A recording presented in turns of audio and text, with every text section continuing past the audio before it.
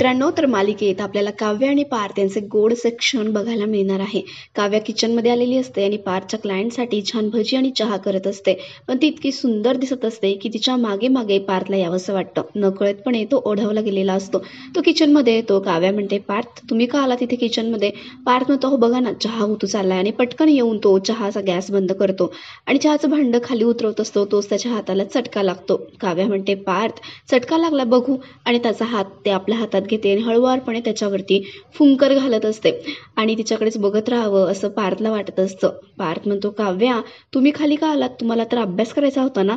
काव्या म्हणते, हो तुमचे जे क्लायंट आहे ते सिनियर आहेत ना, सिनियर सिटीजन आहेत ते, आणि त्याच्यामुळे मला असं वाटलं की त्यांना जरा खाऊ पिऊ घालावं, त्यांचे जरा आशीर्वाद घ्यावे आणि पुण्य कमवावं म्हणून मी आले खाली. पार्थ आता मनातल्या मनात हसायला लागतो.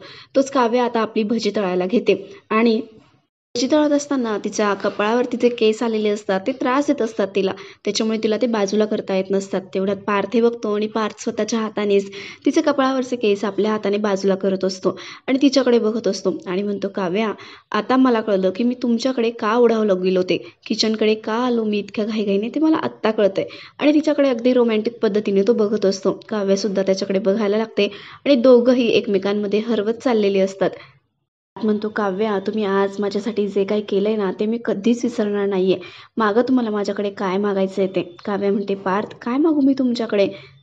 तर क्लायंट बाहेर वाट बघत असतात. तोच त्यांचा आवाज येतो की मिस्टर देशमुख, अहो भजी आणताय ना? आणि हे दोघं आता आपल्या स्वप्नांच्या जगातून बाहेर येतात. आणि काव्या म्हणते, पार्थ मला तुमच्याकडे जे काही मागायचं आहे ना ते नंतर मागते मी. आत्ता आपण क्लायंटला जाऊन भजी देऊया का, चहासुद्धा देऊया, ते वाट बघताय आपली. दोघेही जण हसायला लागतात आणि इतके गोड क्षण अनुभवायला भेटलेले असतात. त्याच्यामुळे त्यांना खूपच आनंद झालेला असतो. आणि काव्यसुद्धा मनातल्या मनात विचार करते की पार्थसाठी आज मला जे काही करता आलंय त्याचं मला खूप समाधान वाटतंय.